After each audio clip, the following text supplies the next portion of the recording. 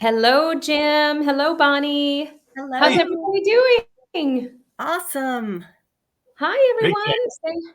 Say hi in the chat. If you haven't figured this out yet, chatting gets you points. If you're gunning for the leaderboard, chat, chat, chat. I like this leaderboard is insane, you guys. People have been in here. This has been so interactive. Hi, Debbie. Hi, Madan. Hi, John. Steve. Oh my gosh, amazing. The other thing that gets you points is this group well knows, Bonnie, I don't know how much of fuel you've caught so far. We love our emojis. So everybody Gotcha. give Jim and Bonnie some We need love some on the love. bottom of your Yeah, screen.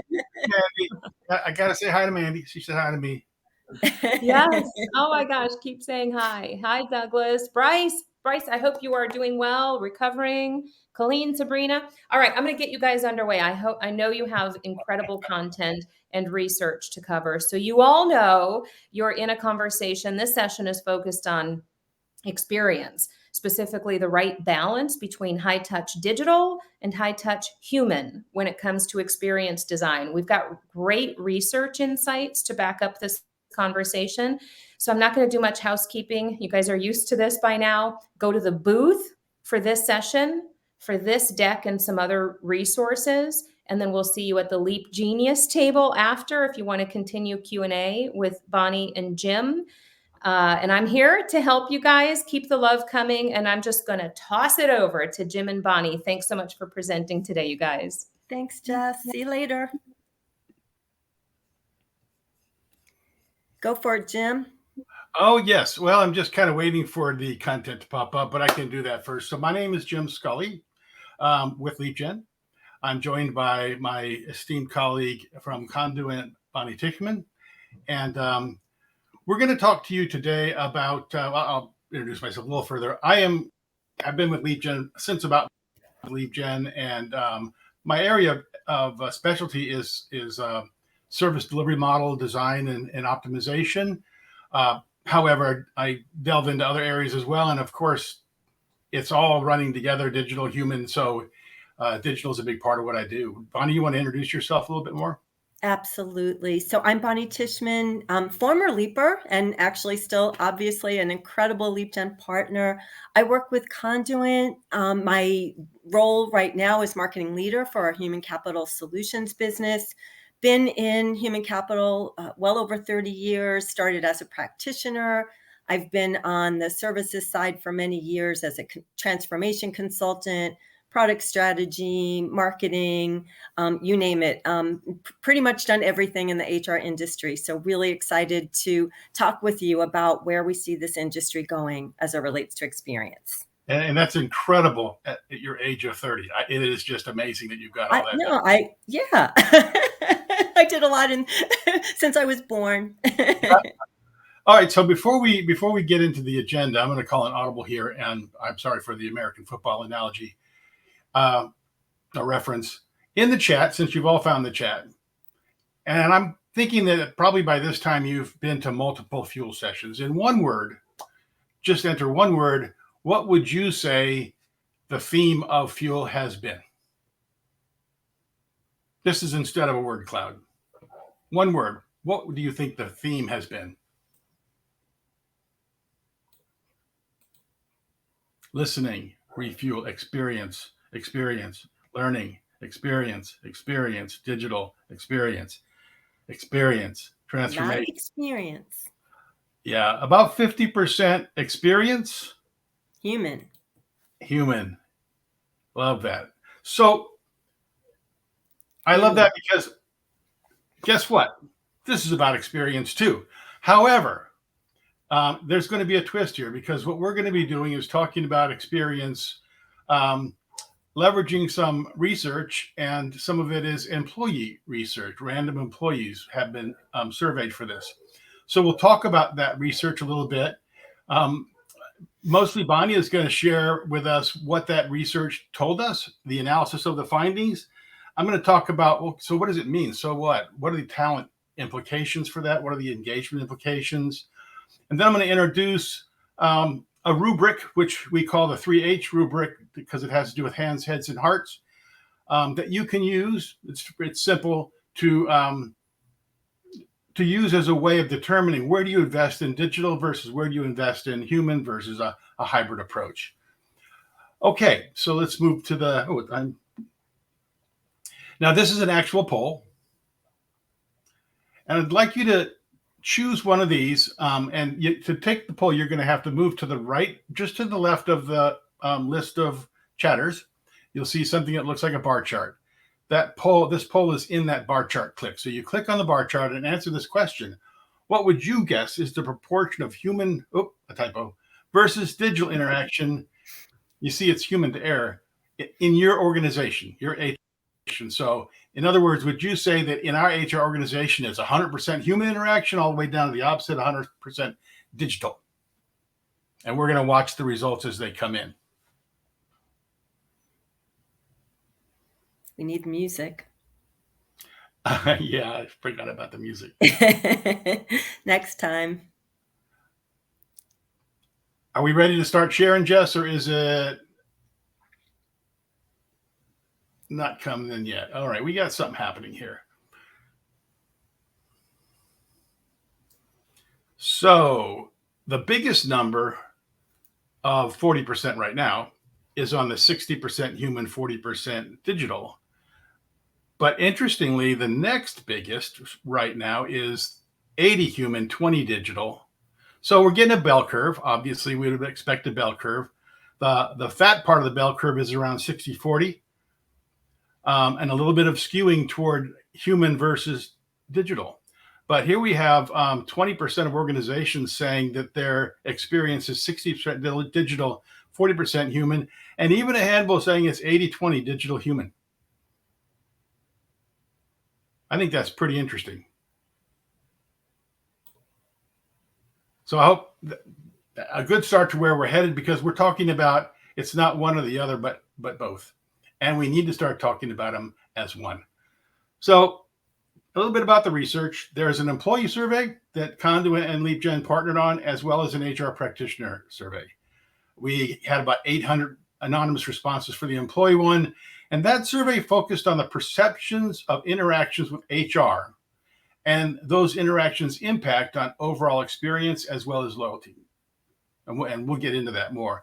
On the HR practitioner side, we had 250 anonymous responses. They're anonymous because for this purpose, a lot of it because of the time frame, we used a panel company that can get us responses a lot faster. And those questions focused on digital practices and capabilities, especially as it relates to experience. And then we also will call in some of Leapgen's prior learnings from a similar survey, much longer survey that we did in 21. And just as a preview, we're going to be launching the follow-on survey with a lot of the same questions and some new ones very shortly in this year. So I hope you can keep your eyes out for that. So that's what we used as the beginning of this. Bonnie, I'm going to turn it over to you to talk about some of the key findings. Thank you, Jim. So before I get started, I just want to give you 30 seconds about Conduent, because it might give you a little bit of perspective of why we did this study and what we expect to do, I guess you can say, as an industry with the findings. So for those of you who are not familiar with who we basically are a business process outsourcer, been around for 35, 40 years, depending on which business that you're interested in. And essentially our offerings really do focus, thank you for loving it. Our offerings focus on interactions between an organization's people, their talent, their customers, and their back office operations. And what we're finding more and more is that they all go together. So I will tell you that last year, my role, I actually covered our human capital practice as well as our CXM practice. And you can move ahead, Jess. I focused on both. And after the pandemic, we started to see, you can go to next slide, we started to see a lot of changes in our customer experience business. And we were trying to just really understand. I know for me personally, I really wanted to understand, did the pandemic change people forever? And of course, in human capital, we're seeing that it did. But we started with CX. And essentially what we found, very interestingly, is that people want to be happy. Crazy, right? We were with masks for how long? Still are in some cases. We were quarantined. we were dealing with things that we just couldn't even explain ourselves, and we wanted to socialize. It didn't matter who it was with. So when it came to a CX experience, people really wanted there to be interaction with their brands where it was personalized, where it was enjoyable, where they had a choice of which channel they can use at any point in time. We did find that self-service was not very effective, especially at that time, because some instances were just complex, just not planned for. So self-service had some work to do. We found that companies had so much data that they almost didn't know what to do with it. So they had data, they could personalize, they could analyze, but they weren't using it effectively. And we did find, which probably no surprise here, people who had great experiences and felt happy after these experiences actually bought more. And those that didn't actually may have gone someplace else for that particular product or service. So the whole concept of experience just changed drastically. So again, the impetus for human capital. So we ask some of the same questions. So the next thing, I love to talk about how EX equals CX, because great employees deliver great service to customers. So is there a synergy? Is there alignment?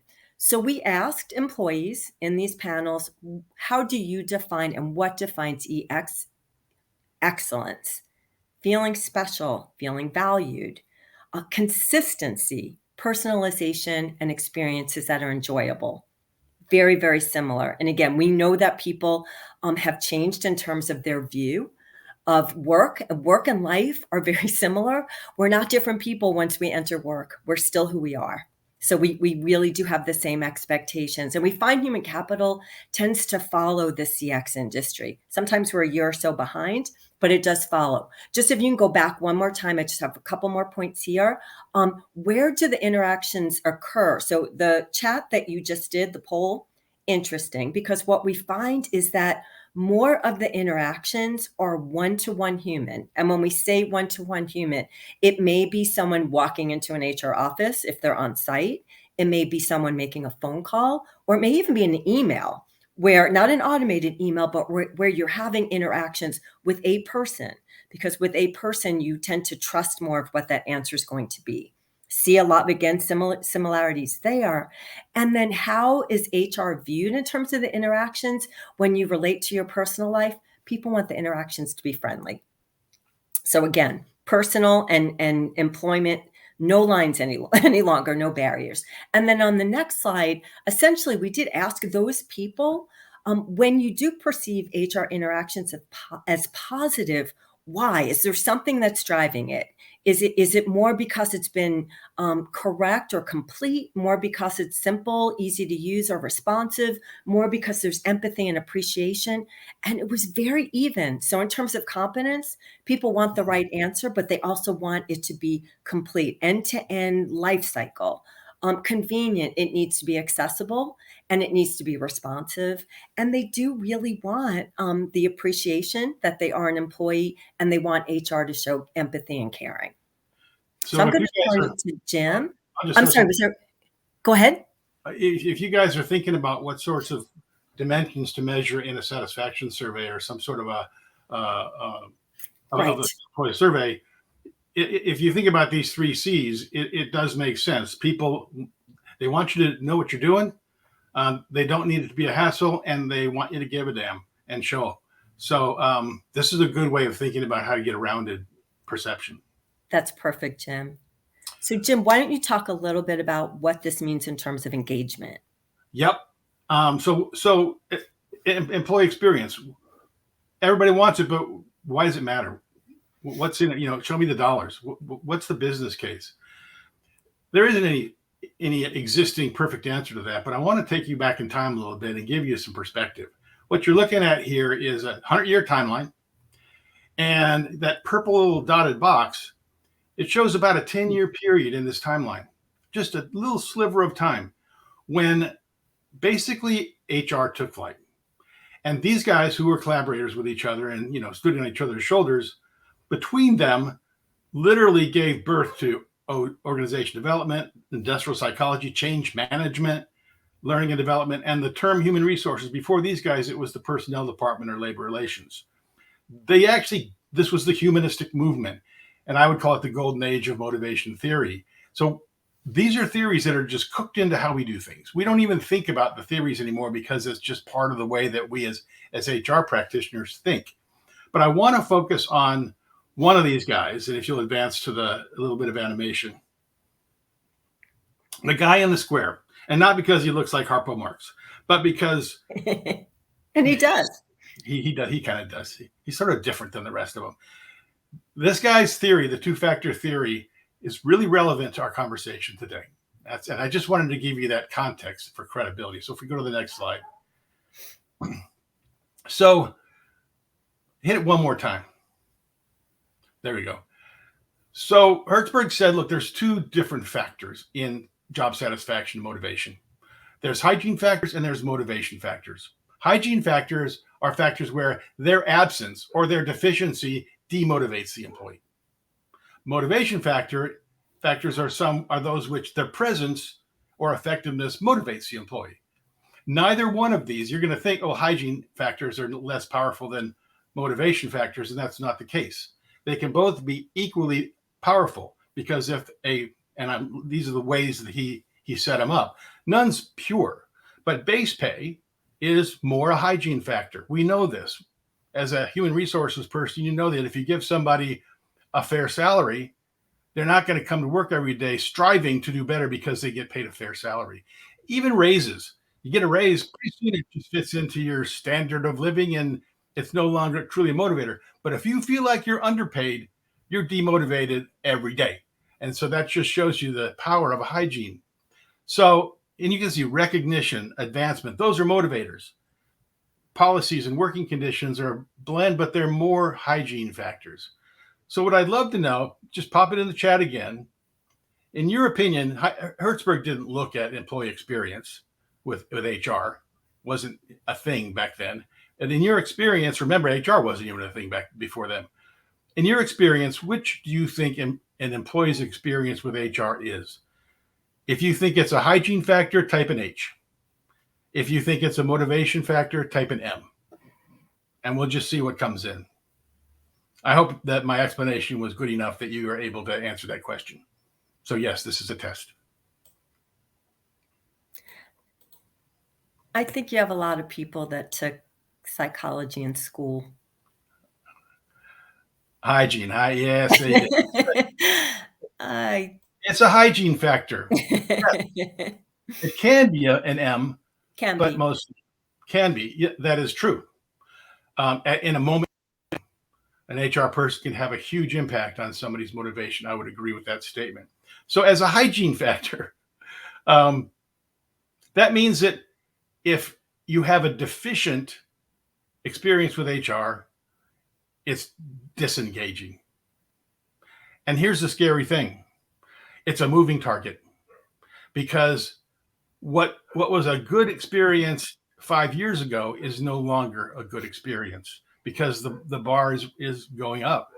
And so now, and you can experience this in your lives, you're going into a site now that online commerce and websites have become so much more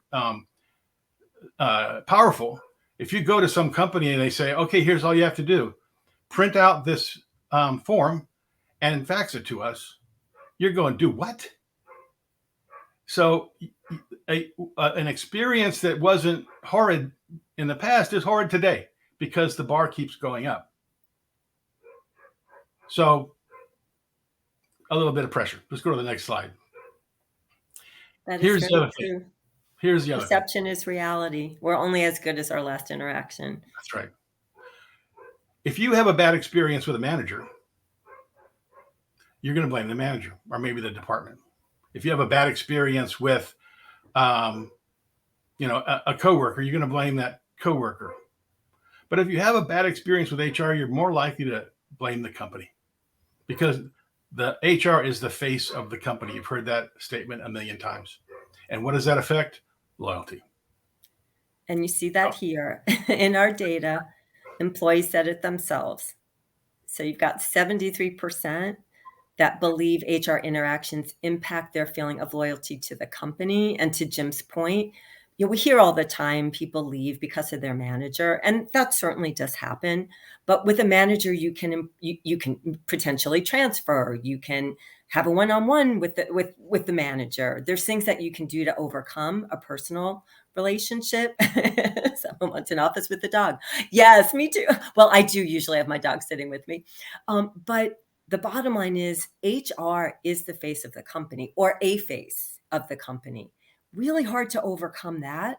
And you'll see here also 70% believe that HR interactions, that impacts their overall experience with the company. So HR, can absolutely impact happiness and retention, but also one bad situation, can truly impact someone's decision to have bad feelings about the company and reputation. So what we're going to do now, so I know that was, just overall, what are employees saying? So what we're going to do now on the next slide, we're going to start to talk about, is HR in a position right now to make a difference? Because I'll say again, we typically follow the way the customer experience life cycle goes. Customer experience, they're expecting so much more omni-channel, right? There may be times at night, I have a thought, I want to have a question. I don't want to wait till 9 in the morning. By the way, I have meetings at 9 o'clock in the morning. Can I do this online by myself? Can I start getting some information? Can I start this process? Can I be more independent? So we asked HR to evaluate, several processes, capabilities, and here's what we found in terms of what we're good at overall as a function, where we can improve. So where do we see ourselves as the least effective? And then what are the biggest gaps in terms of what we saw is really important to make a difference as it relates to delivering great experiences, and how effective are we? And so bottom line is, none of this is surprising. We feel that at this point in our life cycle as a function, we're really good at self-service, which makes sense. We were there anyway. We've been doing self-service since the 90s. We're probably better than the customer experience industry as it relates to experience, as it relates to self-service experiences. However, and again, we put so much more effort into that, especially, during COVID, obviously people at home, et cetera, you needed to give people access. However, where we still don't believe as an industry that we're effective is the digitization. So as we talked about earlier, there's still so much one-on-one conversation, but we're not enabling people to self-serve because they have the right tools to do that. So hyper-personalization, think about something like open enrollment. We all go through it, or most of us go through it, right? We have to, select our benefits. The average time that people spend on that per year, 30 minutes. You are making major life decisions here. This is your coverage for a year.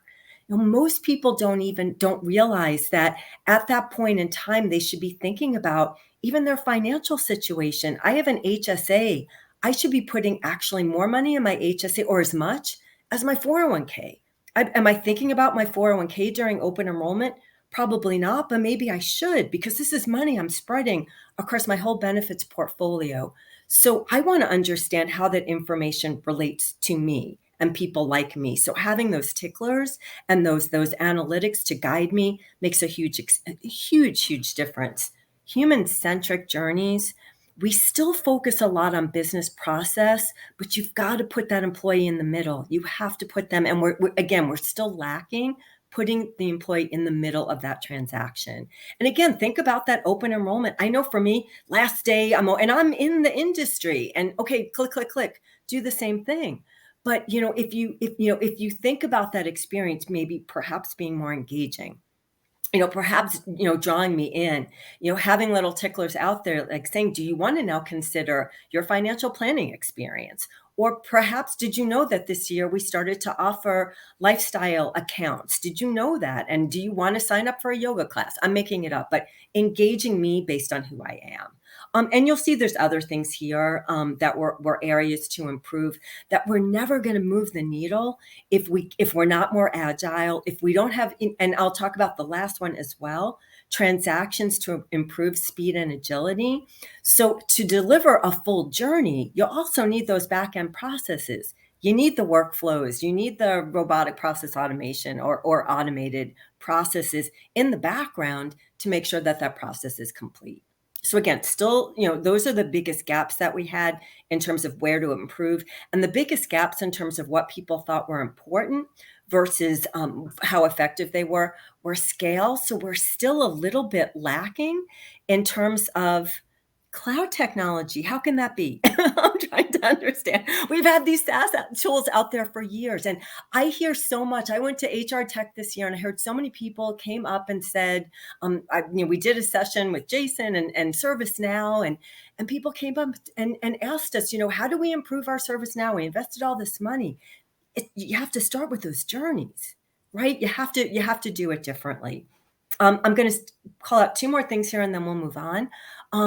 Workforce loyalty, we just said that interactions with HR impact it, but we're not measuring it. We're not looking for the correlations between, is workforce satisfaction impacting loyalty? Is workforce engagement impacting loyalty? Is the fact that I had a sad face when I signed on, I'm a customer service rep, and the fact that I had a sad face 3 days in a row and no one's reached out to me, is that impacting my loyalty? So we have a lot of tools out there, but we're not pulling them together and leveraging them in such a way to have that type of an impact. And then the last thing I'll say here is data. So again, we have so much data.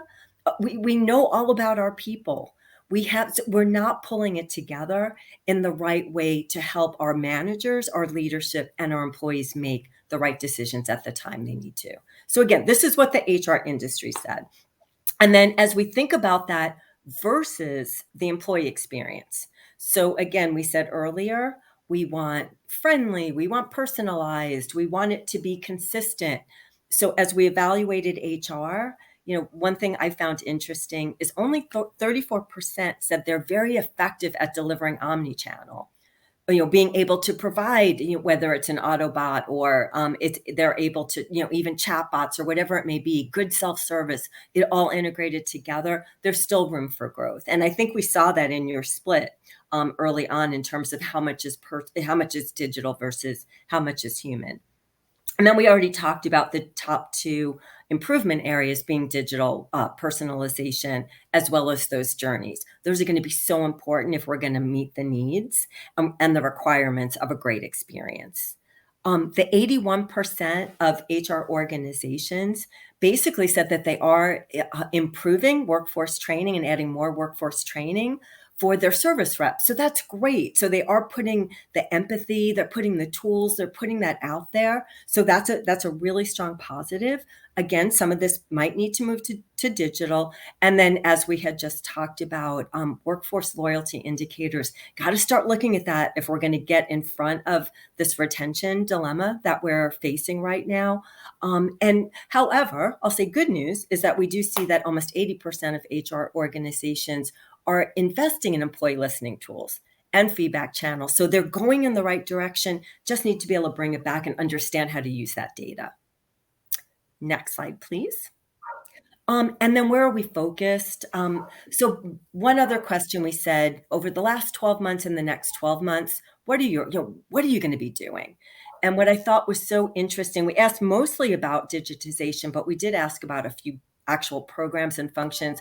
I was actually really happy to see that organizations are really focused on benefits and total rewards, because that's a huge, huge impact in terms of talent attraction that we're struggling with and talent retention. Need to have the right programs. What I'm going to say here again, if you don't design those programs, experience first, journey first, no one's going to know they exist. They're not going to know where to go to find them. They're not going to know how to use them. So again, really important that we are always thinking experience first. And you'll see here a lot of the things that we had just talked about. These are the areas that people are focused on. So good to see that digital has either started last year or will start this year. So we're definitely on the right track. Hey, Bonnie, if I can make one comment here. Sure. I'd love to do some more research into this, but the fact that total rewards and benefits is at the top here, we focus on building out a richer program, more reasons for employees to join and stay when we're in crisis. Benefits wasn't even a thing until World War II put employment in a crisis situation. So we get desperate for people every once in a while, and then suddenly that part of HR becomes more important. It'll be really interesting to see if my theory, admittedly, holds true.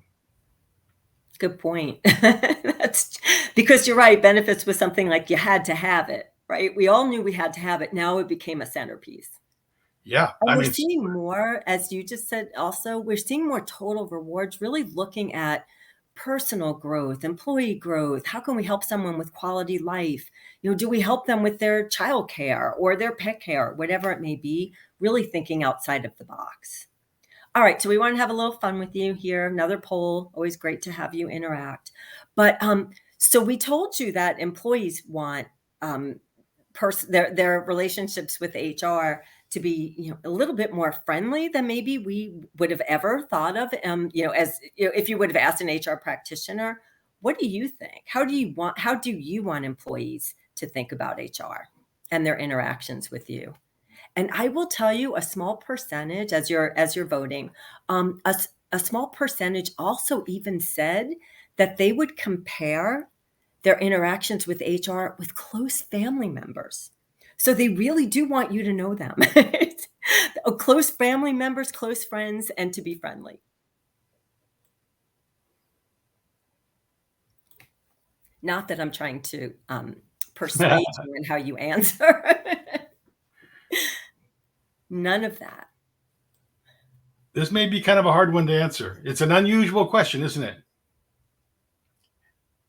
It is, for sure. All right. What are you seeing, Bonnie? What am I seeing? I'm seeing people pinging me right in front of it. Good friend is high, friendly, but not a good friend. This is very much of what the employees said. And then some said close family member. There were very few that wanted it to just be I'll say just a business relationship, or I just get the transaction done and get me out of here. Very few said that, but this is pretty representative. It really is good. I think you're going to see that in one of our slides here, but just thinking back on the data, there was one population that didn't even know HR existed. And that's the really, really young employee, like under 18, or the brand new employee. So they don't have a clue. But those with a clue tended to answer the way you did. And you can see those two, friendly and good friend, are the biggest. But that was one good point, Jim, that I'm sorry I didn't bring up. We did slice and dice this by demographics, gender, age, how long employees worked with the company. There wasn't very much difference. I know we try to find that. We try to find that, essentially, mature generations, they don't care much about digital, but they do. So we're not finding much difference as you cross over generations. It was more tenure, as Jim just pointed out. Well, it's particularly low Go tenure. ahead. Okay, keep going. All right. So if you listen to the keynote, the kickoff presentation with Jess and Jason, they talked about this. They talked a lot about love and the fact that love is an interesting word to use in a business context. What does it even belong in a business context? And what does it mean in a business context? They also talked a lot about the importance of human, but also digital, because if you're just going to have face-to-face human interactions, they are completely non-scalable. Organizations cannot economically scale in that way. So that's why our colleague Harry West, he defines digital as personalization at scale. So what do we do to build that warmth, that fuzzy, that love into an environment that leverages digital? And that's what the rest of this presentation is going to be about. But just to start that conversation, if you think about the characteristics of a high touch digital, high touch human interaction, it's going to be empathetic, obviously, caring, understanding, appreciative, and committed. That's what we want out of a love relationship. That's what we want out of our significant other, right? See me, understand me, care about me, give me appreciation, and be committed to me. Well, we can draw parallel words. So empathetic can take the form of personalized journeys, because we have put ourselves in the role through a persona, through design thinking of what you need, and we have designed journeys in an empathetic way. Empathize is one of the key words behind design thinking. We can care by showing that we're proactive. Whoa, you thought of that? I was just thinking that. You care about me. We need to be clear and not use jargon, right? We're always guilty of that. HR is the worst. It needs to be easy, convenient, correct, and complete. Do it right. Don't make it hard on me. And to show commitment, we need to be continuously improving. Dave Ruger talked about that in an earlier session today about, it's just ongoing. You continue working these things. Just like our relationships. So it turns out that digital love is not such an odd concept as long as we translate it correctly. I hope this is making sense. So I'm headed into what we're going to call the 3H rubric. The 3 H's stand for hands, head, and heart. We often talk about this as being there's 3 types of work. There's hands work, that's the transactional stuff. There's heads work, that's the analytical stuff. And there's hearts work, and that's the stuff that is human. And although all 3 of those things is important, and an experience is all of those things. It's not just functionality. It's not just the result. There's the experience of the result. And so we cannot say that humans are not part of this, but we have to figure out a way to get human and digital to be on the right balance and working together as one, because ultimately where this is all going, I shouldn't be a predictor, but I am, is where the human and the digital experience is one experience. And we can scarcely tell the difference going between one and the other, because one appears when it's needed and the other appears when it's needed. That's going to take time and more work, but ultimately I believe that's where we're headed, because we use the term minimum lovable product. If you just have it does what it has to do, you have a minimum viable product.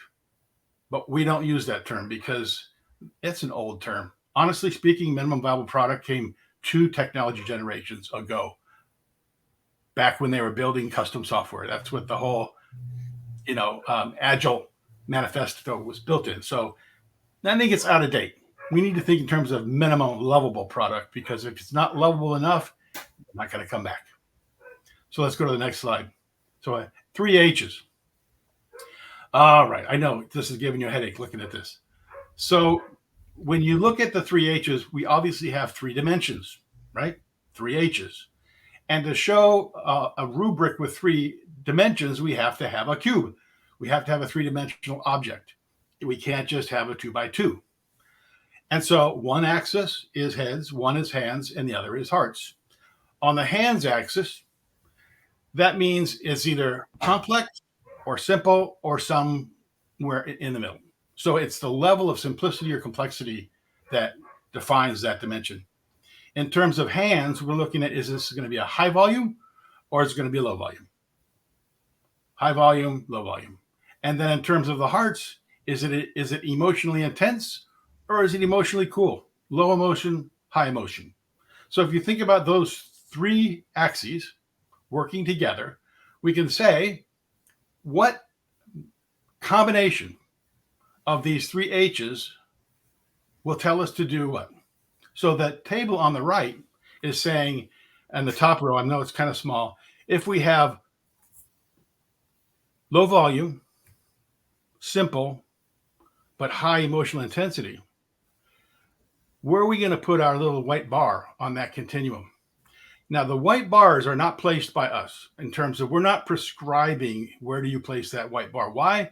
Because the white bar has to be placed by you in the context of your culture. What is emotional, the way that one organization deals with these things and another organization deals with these things will vary. So these are illustrative.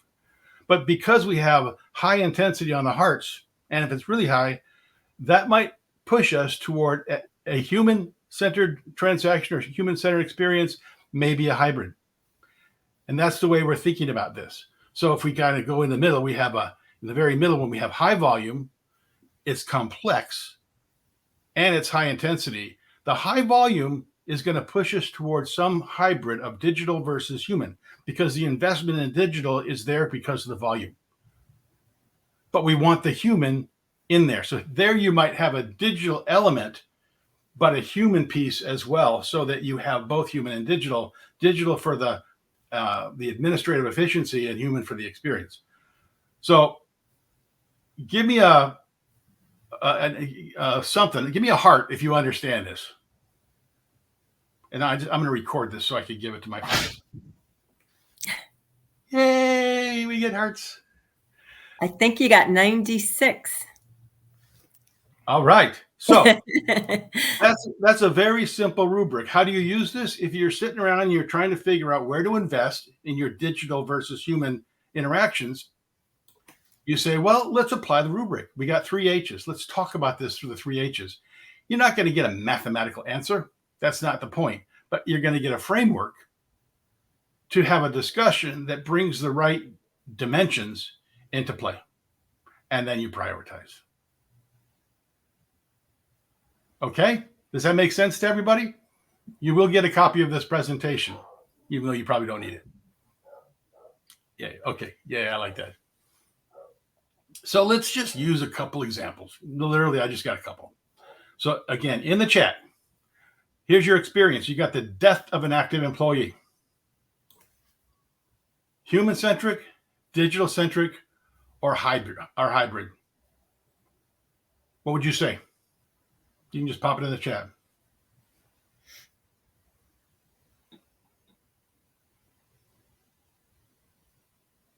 Human.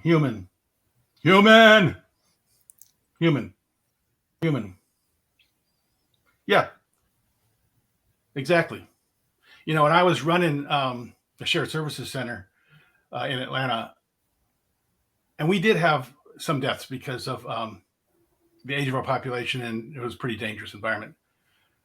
We had a team of 3 people, and I'm sorry, it's kind of a glib way of saying it, but they were called the death team.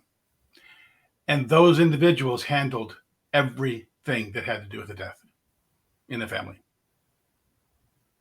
And it was a very human process.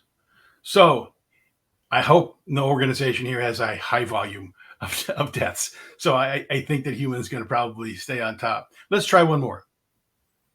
Now, new hire administration. Human-centric, digital-centric, hybrid.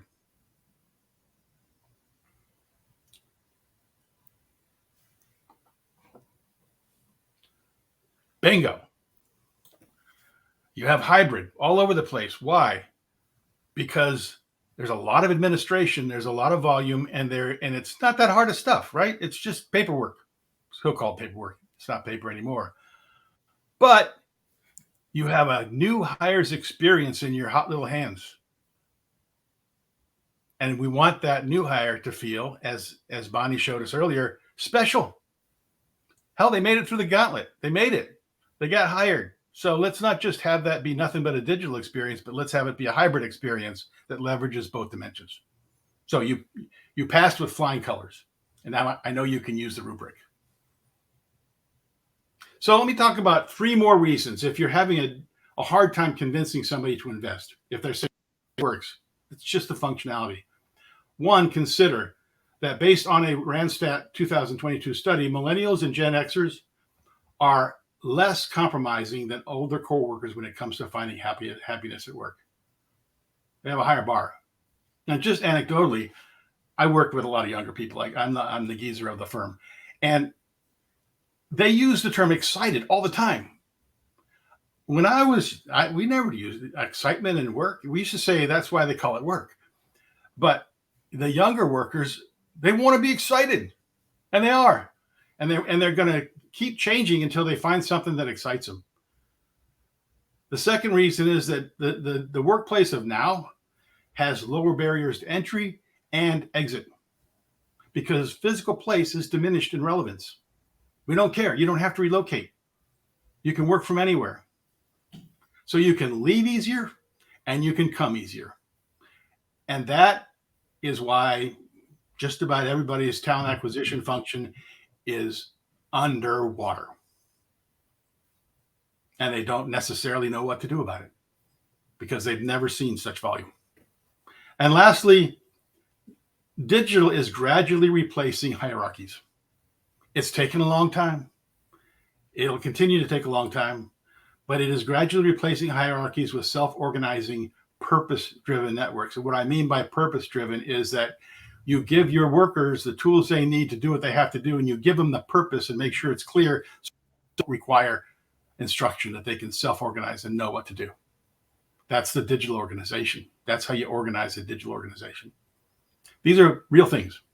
And there are three very important reasons to focus on the employee experience, the digital experience, and the human. So Bonnie, why don't you take the next one? Yeah, so I know we're getting to the top of the hour here. So really, in summary, what we're encouraging you to do based on what we're seeing, based on what we know, our work with clients just like you, is that you have to build the foundation, right? I know I said earlier, a lot of companies still aren't digital or don't have a cloud, foundation.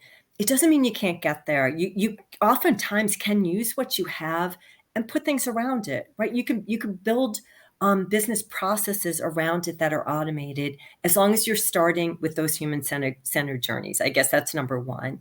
And again, we have the data. It's about using the data. And I saw someone say before, it's about actionable insights, not just looking at the data for data's sake, but leveraging the data in the right ways. And, I will say, even with the questions that we gave you a choice of, one or the other.